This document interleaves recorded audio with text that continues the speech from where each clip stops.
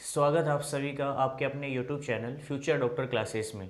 Dear students, as you know very well that in the last lecture of our 12th biology, we were discussing about the second unit, genetics and evolution. Dear students, in this unit we were particularly discussing about the second chapter, molecular base of inheritance. Dear students, last lecture के अंदर हमने discuss किया था कि जो protein है उसको genetic material क्यों नहीं कहा जाता, कौन से ऐसे फीचर्स हैं जिनकी वजह से प्रोटीन को जेनेटिक मटेरियल का दर्जा जो होता है, जो क्रेडिट होता है, वो नहीं मिल पाया। तो वो सारी पॉइंट्स हमने लास्ट वीडियो में डिस्कस कर लिए थे। आज का जो अपना ये लेक्चर होगा स्टूडेंट्स, इस लेक्चर के अंदर हम बेसिकली बात करने वाले हैं डीएनए के बारे में कि वाई है डीएनए कॉल्ड जेनेटिक मटेरियल, कि डीएनए को जेनेटिक मटेरियल क्यों कहा जाता है। तो dear students, one by one हम वो सारे पॉइंट्स आपके सामने लिखने वाले हैं जिन पॉइंट्स की वजह से डीएनए को जेनेटिक मटेरियल कहा गया था। तो सबसे पहले हेडिंग डालना, क्या डीएनए एज जेनेटिक मटेरियल। चलिए स्टार्ट करते हैं आज का lecture. DNA as genetic material, clear है। तो DNA as a genetic material, DNA को क्यों जेनेटिक मटेरियल कहा जाता है, तो इसमें अपना जो सबसे पहला पॉइंट होगा डियर स्टूडेंट्स वो लिखिएगा, it is found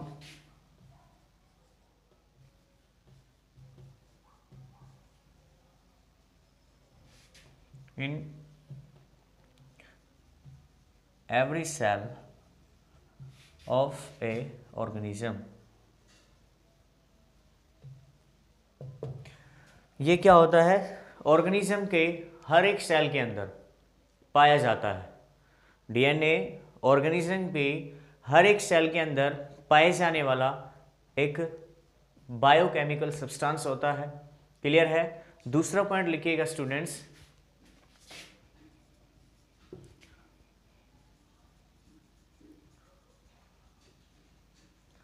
all somatic cell of a organism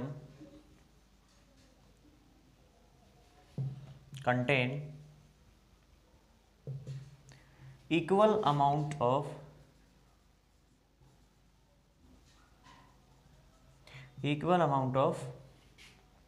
DNA, clear है।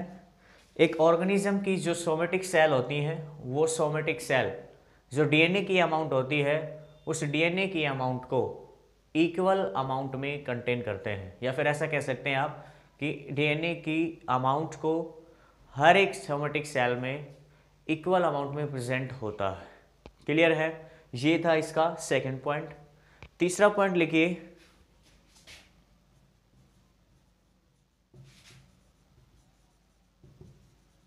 इट एग्जिबिट्स इनफाइनाइट वैरायटी, ठीक है। ये इनफाइनाइट वैरायटी कंटेन करता है, इट कंटेन इनफाइनाइट वैरायटी, जो डीएनए की एक स्पेशल क्वालिटियों में से एक आता है। नेक्स्ट पॉइंट जो आता है उसमें लिखिएगा,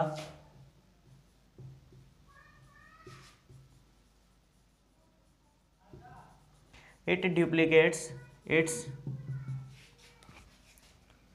genetic information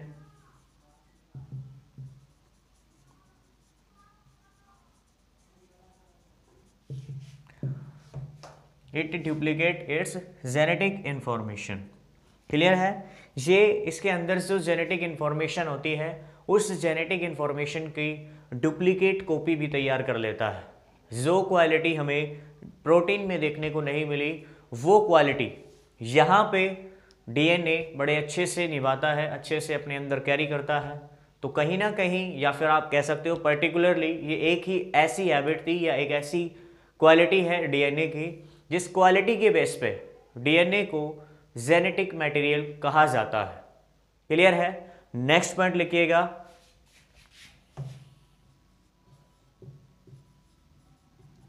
it's copies of genetic information,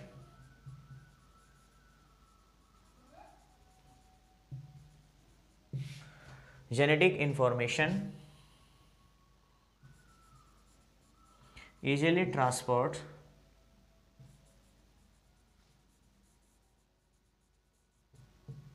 into daughter cell।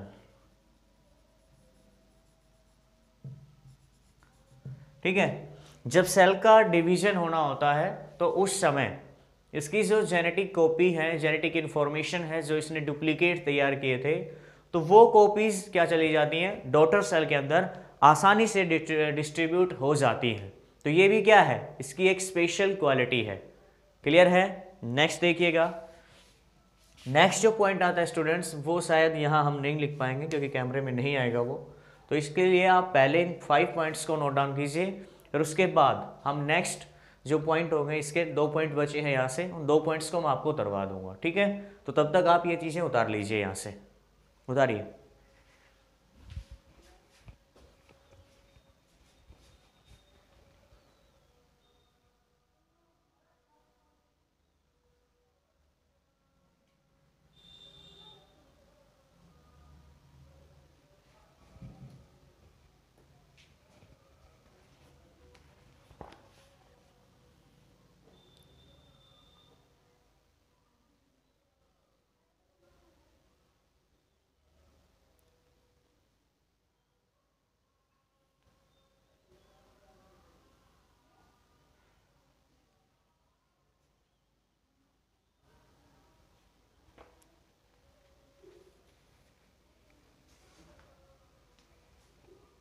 Okay students, I hope आप लोगों ने उतार लिया होगा। चलिए इसको रफ करते हैं, फिर आगे बढ़ते हैं।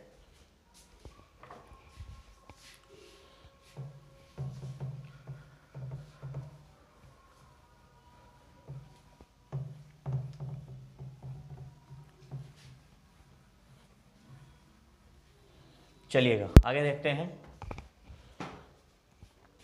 देखिए स्टूडेंट्स, जो नेक्स्ट अपना पॉइंट था वो क्या है, इट स्टोर जेनेटिक इंफॉर्मेशन। क्या करता है ये, जेनेटिक इंफॉर्मेशन को स्टोर करके रखता है। It store genetic information. Clear है? क्या था ये, 5th पॉइंट के बाद आता है 6th। तो बच्चे ये 6th पॉइंट था अपना, जो डीएनए के रिगार्डिंग है, डीएनए की क्वालिटी को एक्सप्रेस करता है। नेक्स्ट जो अपना पॉइंट आता है यहाँ पे 7th पॉइंट स्टूडेंट्स, ये होगा कि इसके अंदर म्यूटेशन डेवलप होता है। इट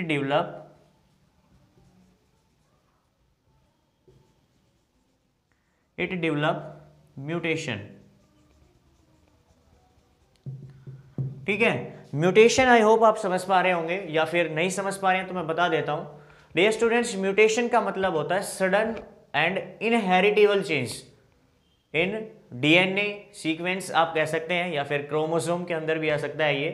तो वो सडन इनहेरिटेबल चेंज क्या कहलाता है, म्यूटेशन कहलाता है। सडन मतलब अचानक से किसी एक्सटर्नल फैक्टर या फिर किसी एक्सरेज की वजह से जो डीएनए की सीक्वेंस में चेंज आ जाता है। ठीक है, जिसके फॉल्ट जिसे आ जाता है, जिसे अपन लोकल में कह सकते हैं फॉल्ट जब आ जाता है, तो उस फॉल्ट को, उस मिस्टेक को, उस चेंज को हम क्या कहते हैं, म्यूटेशन कहते हैं। तो ये सब कुछ हमें डीएनए के अंदर देखने को मिलता है। लास्ट जो 5 पॉइंट्स हमने लिखे वो सारी qualities and this 2 more qualities which contain bye DNA, जो डीएनए के द्वारा रखे जाते हैं, इनके अंदर होते हैं। तो ये सारे कैरेक्टर्स ही हैं जिनकी वजह से हमने डीएनए को जेनेटिक मटेरियल का क्रेडिट दिया। तो यही रीजन था जिसकी वजह से हमने डीएनए को जेनेटिक मटेरियल का क्रेडिट दिया। आई होप समझ में आ गया होगा आपको। चलिए इसको रफ करके अभी हम नेक्स्ट चेंज करते हैं, नेक्स्ट स्लाइड चेंज करते हैं, और उस पर हम पढ़ते हैं स्टूडेंट्स क्या, जो डीएनए था इसकी डिस्कवरी कैसे हुई, किसने इसकी डिस्कवरी की, कब इसकी डिस्कवरी हुई, और कहाँ से सबसे पहले इसको डिस्कवर किया गया। क्लियर है? चलिएगा देखते हैं। एक बार थोड़ा सा रफ कर देना इसको।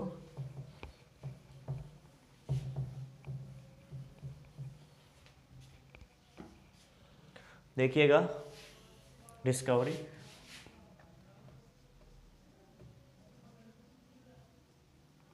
Discovery of DNA.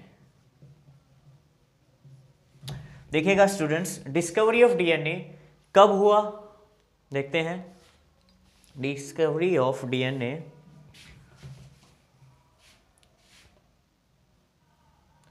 इन 1869, 1869 में, 1869 में एक साइंटिस्ट हुआ जिसका नाम क्या था, एफ मिस्चर।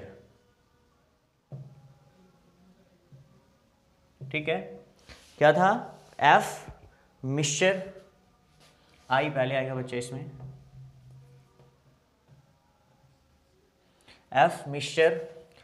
ये जो साइंटिस्ट था स्टूडेंट्स, इस एफ मिस्चर ने डीएनए को सबसे पहले डिस्कवर किया, लेकिन जब इसकी डिस्कवरी हुई थी तो उस समय इसको हम डीएनए नहीं बोलते थे। तो उस समय इसका क्या नाम था, किस नाम से इसको जाना जाता था, क्लियर है। तो देखिएगा, इन 1869 F Miescher discover nuclein.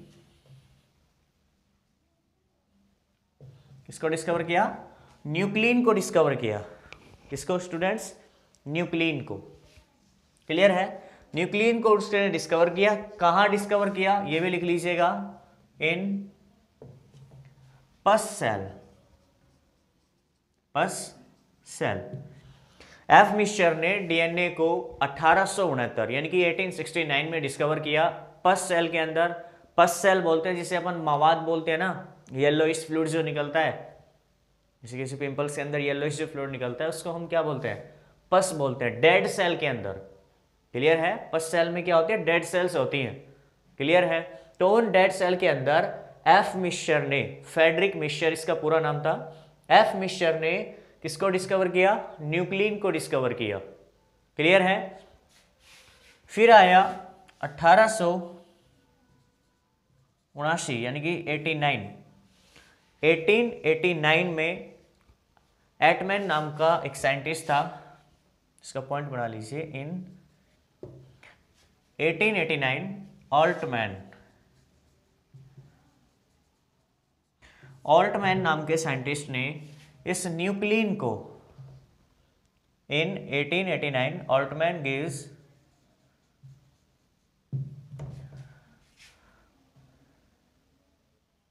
Nuclein a new name,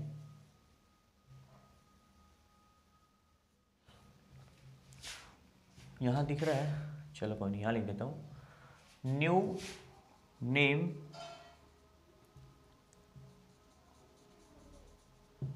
nucleic acid on the base of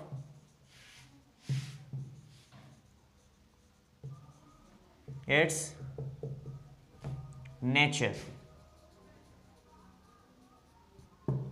clear है। इसके नेचर के बेस पे, एसिडिक नेचर के बेस पे उसने क्या दिया, न्यूक्लिन को न्यूक्लिक एसिड का नाम दे दिया। जैसे आपने पढ़ा भी होगा डीएनए की फुल फॉर्म क्या होती है भाई, डीऑक्सी राइबोस न्यूक्लिक एसिड। क्या होता है, डीऑक्सी राइबोस न्यूक्लिक एसिड का नाम देते हैं हम उसकी फुल फॉर्म जब लिखते हैं। तो वो एसिडिक जो करेक्टर था, जो एसिडिक नाम उसके नाम के पीछे जुड़ा, वो किसकी वजह से जुड़ा, ऑल्टमैन की वजह से। कब से भाई, 1889 के अंदर, क्लियर है। क्योंकि अर्लियर स्टेज में एफ मिस्चर ने पस सेल में जिस चीज को डिस्कवर किया था, उस चीज को, उस थिंग को क्या कहते थे, न्यूक्लिन नाम दिया गया था, क्लियर है, न्यूक्लिन के नाम से जानते थे। लेकिन बाद में जब 1889 में ऑल्टमैन आया तो उसने क्या कहा कि जो न्यूक्लिन है, इस न्यूक्लिन की जो प्रॉपर्टीज हैं वो एसिडिक हैं, ये एसिडिक करैक्टर्स कंटेन करता है, और इसी एसिडिक प्रॉपर्टीज की वजह से इस न्यूक्लिन को न्यूक्लिक एसिड का नाम दे दिया गया। क्या नाम दिया, न्यूक्लिक एसिड का नाम दे दिया गया, क्लियर है। तो इस तरीके से डीएनए का डिस्कवरी हुआ, डीएनए को फाइंड आउट किया गया, क्लियर है। तो आज का जो अपना क्लास है स्टूडेंट्स, इसमें हमने ज़्यादा कुछ ना पढ़ते हुए सिर्फ दो ही इंफॉर्मेशन यहाँ से कलेक्ट किए हैं। सबसे पहला जो इंफॉर्मेशन था वो क्या था कि जो डीएनए है उसके अंदर कौन कौन से ऐसी प्रॉपर्टीज़ हैं जिनकी वजह से डीएनए को जेनेटिक मटेरियल कहा गया। दूसरा हमने पढ़ा कि जो डीएनए है स्टूडेंट्स, इस डीएनए की डिस्कवरी कैसे हुई, किसने की और कब की। तो ये कुछ पॉइंट्स थे जो हमने आज के इस लेक्चर में क्लियर कर लिए हैं, सॉर्ट आउट हो गया है। आज के इस लेक्चर में हम ज़्यादा ना बढ़ाते हुए सिर्फ इतना ही शॉर्ट रखेंगे ताकि आप इस चीज़ को बार बार रिपीट करके आसानी से इजीली देख सकें। जिन स्टूडेंट्स को ये पहले से ऑलरेडी आता है स्टूडेंट्स, तो वो इस चीज़ को एक तरीके से रिवीजन भी ले सकते हैं कि आपका रिवाइज हो गया है। और जो स्टूडेंट्स नए हैं उनके लिए ये नई इन्फॉर्मेशन है जो उनके माइंड में ऐड हुआ है। तो डियर स्टूडेंट्स, आज की क्लास में सिर्फ इतना ही। नेक्स्ट जो अपना क्लास होगा उसमें हम बहुत कुछ डीएनए के बारे में पढ़ने वाले हैं, लेकिन एक छोटा सा क्वेश्चन मैं आपसे पूछना चाहता हूँ, मे बी आप इसका आंसर दे पाएंगे। डियर स्टूडेंट्स, जो अपना वर्ल्ड है, जो अर्थ है, जो बायोस्फीयर है, इसमें सबसे ज़्यादा अमाउंट में पाए जाने वाला प्रोटीन कौन सा होता है? बताइएगा, सबसे ज़्यादा अमाउंट में पाए जाने वाला प्रोटीन कौन सा है हमारे बायोस्फीयर में? यस, गैस कीजिएगा। चलो मैं बता देता हूँ स्टूडेंट्स, जिनको भी आंसर आ रहा है वो बहुत अच्छा है, सभी ने बढ़िया आंसर दिया है। तो इसका आंसर क्या होगा? रूबिस्को जो प्रोटीन होता है, रूबिस्को प्रोटीन डियर स्टूडेंट्स हमारे बायोस्फीयर में सबसे ज़्यादा अमाउंट में पाया जाता है। दूसरा, ह्यूमन बॉडी में अगर पूछता है तो ह्यूमन बॉडी के अंदर जो प्रोटीन होता है वो कोलेजन प्रोटीन होता है, सबसे ज़्यादा जो अमाउंट में पाया जाता है। तीसरा आता है ब्लड के अंदर सबसे ज़्यादा कौन सा प्रोटीन पाया जाता है ब्लड प्लाज्मा में? तो वहाँ आप आंसर देंगे एल्ब्यूमिन। तो ये कुछ नई इन्फॉर्मेशन थी जो मैंने इस लेक्चर में आपके लिए ऐड की है। आई होप शायद ये आपको बुक से ना मिले, इसीलिए मैं आपको बता देता हूँ। बायोस्फीयर में सबसे ज़्यादा प्रोटीन रूबिस्को पाया जाता है, ह्यूमन बॉडी में कोलेजन प्रोटीन, एंड जो ह्यूमन ब्लड होता है ब्लड प्लाज्मा, उस ब्लड प्लाज्मा में जो सबसे ज़्यादा अमाउंट में पाए जाने वाला प्रोटीन है उसका नाम क्या है? एल्ब्यूमिन। तो ठीक है स्टूडेंट्स, आज की क्लास यहीं स्टॉप करते हैं। Thank you, have a nice day, bye bye.